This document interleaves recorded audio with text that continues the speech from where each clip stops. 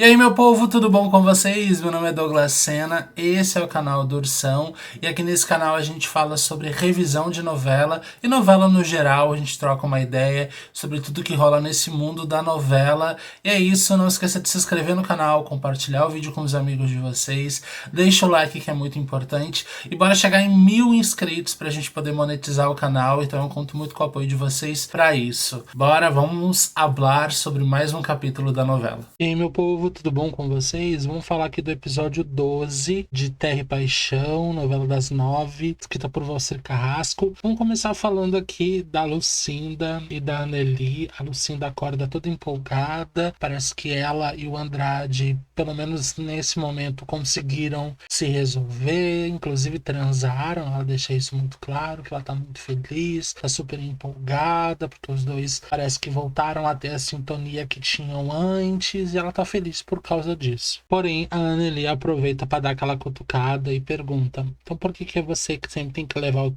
teu filho pra escola? Por que ele não pode fazer esse serviço? E ela fala: ele disse que isso é coisa pra mulher. E ela: então ele tá sendo machista. Mas ela diz que não vai discutir com ele por causa disso, principalmente agora que eles estão bem. Depois a Lucinda chega no trabalho, na cooperativa. O advogado Rodrigo já estava esperando ela para poder conversar com ela. Ela leva ele para a sala dela, e na sala ele pede para ver o histórico das fazendas do Antônio La Selva. O histórico, muito provavelmente, de compra e venda. Porém, a Lucinda, ela é muito incisiva, e eu senti ela até às vezes um pouquinho grossa nessa cena, falando para ele que não é possível isso somente via judicial. Ele entra judicialmente, eles são notificados, e aí, dependendo da análise jurídica da empresa, eles acabam liberando. E ele falou: mas você não pode me passar essas informações? Eu tô tentando fazer meu trabalho como advogado. E ela: assim, então faça seu trabalho como advogado, entre com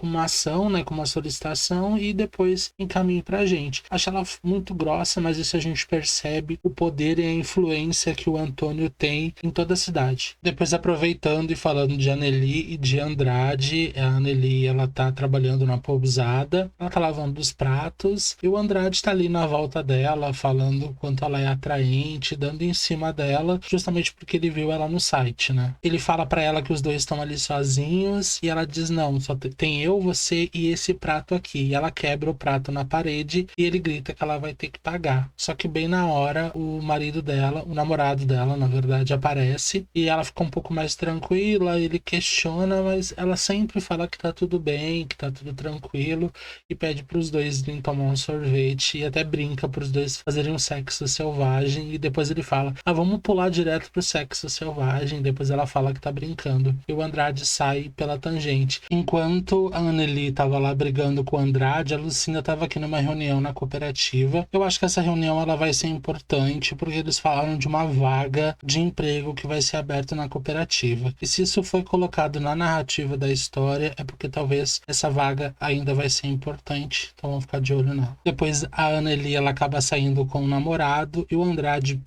bebendo vinho, sei lá o que ele tá tomando, bêbado, entra no quarto da Anneli, se deita na cama dela, cheira a máscara que ela usa no site e fica ali deitado. Realmente ele se entregou pra bebida total, né? E depois a Lucinda acaba chegando da pousada do trabalho e acaba dando de cara com o Andrade no escritório bebendo, e ela fala: de novo você tá bebendo, de novo tá caído. Mas ele, nesse momento, ele não fala absolutamente nada pra ela e nem briga, só ouve. Eu acho que talvez mal consegue falar, né? Aqui é uma cena entre o Jonas e o pai dele. O pai dele não gosta muito do fato do Jonas ele tá trabalhando tanto na fazenda do pai, que mesmo sendo uma fazenda menor, de menor porte, ainda assim precisa da atenção dele, e ao mesmo tempo se redobrando para poder ajudar na fazenda da Aline. Ele não gosta muito, fala que inclusive ele tá fazendo isso por amor. E de fato talvez até mesmo seja. A novela terminou o capítulo passado justamente com a Aline e com o Daniel Daniel, e começa o capítulo exatamente com eles, né? Justamente essa questão da água da casa dela que tá faltando o tempo inteiro, e o Daniel tá ali com ela tentando ver um cano, alguma coisa que possa estar causando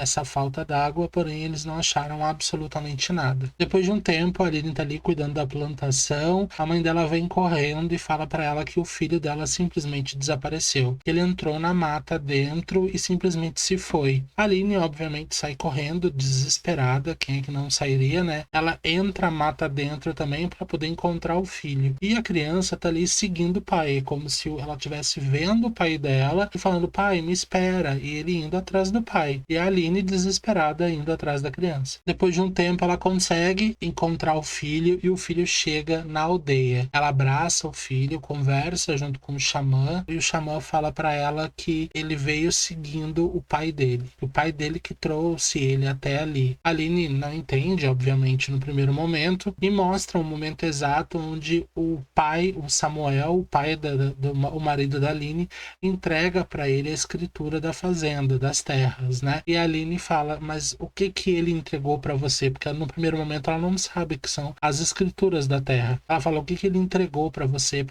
cuidar, o que é. Aí depois eles pegam e mostram para ela, e ela fica muito emocionada, muito feliz. Ela sabe que as escrituras então não foram queimadas com a casa, realmente Samuel entregou pro xamã cuidar para ela, e ela fica muito grata e muito feliz por eles terem guardado esse tempo todo. Depois disso, ela mostra a escritura para a mãe dela e também para o Jonas, e ficam obviamente muito felizes. A mãe dela não muito, porque queria que ela vendesse de uma vez as terras, né? Mas o Jonas ficou muito feliz por ela. Depois, no outro dia, ela recebe a visita do Caio, que foi conversar com ela. Esse momento aqui que o Caio foi conversar com ela é um momento pós uma reunião que o Caio fez com os pais, com o pai dele, deu que ele e o pai dele acabaram brigando mais feio ainda do que da última vez. Então ele veio até aqui justamente porque ele tá muito mal e precisava desabafar com alguém. Ele não queria ir na Cândida, que é a pessoa que de fato sempre escuta ele. Também tem o tio dele, que também é outra pessoa que sempre escuta. E ela fala: não, tudo bem, eu sou grata a você, então pode conversar, pode desabafar. Ele senta e fala que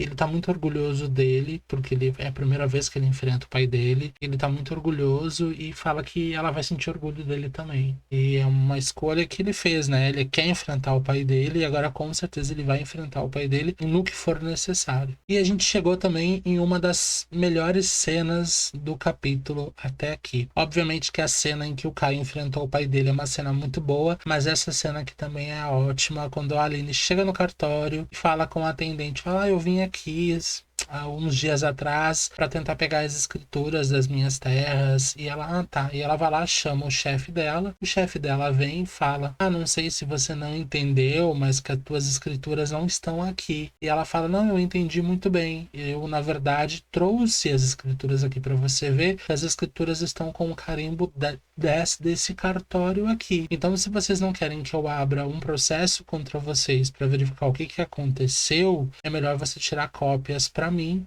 e assinar todas elas, protocolar todas elas. Eu gostei muito porque a gente percebeu que a protagonista não é boba, a protagonista não é burra, a protagonista não é sonsa. Ela sabe. E o que ela não sabe, ela corre atrás. E eu gosto de protagonista assim. Não sei vocês, mas eu gosto muito de protagonista assim. E a gente vê mais uma vez a Aline aproveitando e indo na delegacia questionar o delegado sobre a investigação sobre a morte do Samuel. Mas a gente sabe que essa investigação ela vai ser empurrada com a barriga o máximo que pode, porque a gente já percebeu que a delegacia também tem o poder do Antônio. Então, obviamente, o delegado está fazendo o corpo mole justamente porque ele não quer investigar algo contra o Antônio. Agora vamos falar do núcleo dos La Selva. O Luigi foi chamado às pressas porque a Petra tá totalmente dopada, deveria estar acordada para participar de uma reunião, só que definitivamente ela tá muito, muito dopada. O Luigi consegue fazer com que ela acorde. Eles pegaram todos os medicamentos, todos os remédios que ela usa para poder fazer ela parar de tomar remédio. Aí a empregada, a Angelina, diz que não, isso não é bom. Ela toma remédio, ela tem que se fazer o desmame, né? Tem que ir largando aos poucos, não pode simplesmente parar, porque pode chegar até dar uma convulsão na pessoa. Aí eles pegam a Petra, levam ela pro banho, para ela poder tomar um banho, porque realmente ela tá muito dopada. Bom, estão todos prontos agora para a reunião que o Antônio mandou, né? e a Petra não para de rir, realmente ela tá muito dopada ainda. O pai dela meio que fica desconfiado, mas ele joga pra lá, acredito que tem mais preocupações naquele momento. A Petra, realmente ela precisa fazer esse desmame pra ver se melhora. O Daniel não tá muito confortável nessa reunião, é muito visível isso. Obviamente nessa reunião o Antônio fala que o Daniel vai ser o sucessor dele, seguido da Petra, que vai ser responsável, até porque o Daniel não entende nada de plantação, de nada. O Caio, que não foi chamado para essa reunião, ele chega no momento e ele fala que o irmão dele, ele ama o irmão dele, mas o irmão dele não é capacitado para ser o sucessor, e ele fala que não é dessa forma que as coisas funcionam. E ele é filho do Antônio e ele também tem os direitos dele. Obviamente que o Antônio não gosta muito dessa pressão toda, mas ele fala que as coisas não vão ficar assim. Não é simplesmente ignorar o Caio, que o Caio não existe e fica tudo bem. Não é assim que as coisas funcionam. Obviamente que o Antônio não gosta nem um pouco dessa situação e fala que se ele precisar expulsar ou que ele realmente tire o Caio do testamento, deixa o Caio, tipo, na Rua da Amargura, sem nenhum real, ele vai fazer. Rapidamente, o Antônio, ele vai até o advogado dele e fala pro advogado se ele pode, de fato, tirar o Caio da sucessão, tirar o Caio de qualquer direito que o Caio possa ter. O advogado pergunta se as coisas estão todas no nome do Antônio, e o Antônio falou que sim. Aí o próprio advogado falou, então é possível sim, né, dentro do que ele acredita que sabe, e falou que é melhor o Antônio fazer isso o mais rápido possível, porque depois da morte dele fica mais difícil de fato conseguir. E aqui, obviamente, depois do Caio ter ido conversar com a Aline, ele foi conversar com a Cândida, e obviamente a Cândida tentou acalmar ele e falou que se ele quiser, ela chama o Antônio para conversar, porque quando a Ágata era viva, ela tinha uma amizade um pouco maior com o Antônio, os dois conversavam. Quem sabe ela conversando com ele, ela consiga pelo menos fazer com que o Caio e o Antônio conversem como pai e filho. Bom, e aqui a gente tem o nosso italiano da Shopee e a Gladys, ela chega ali na pousada, mas ele fala para ela que é bom eles irem por trás, porque assim ninguém vê a Gladys entrando, e eles já entram no quarto da pousada se beijando, os dois se beijam, os dois transam enlouquecidamente, e aqui o Luigi mais uma vez fala que ele vai ter que voltar para a Itália, porque a mãe dele tá muito doente, o pai dele tá brigado com ele, e o pai dele não consegue dar dinheiro para ele, porque estão brigados, né?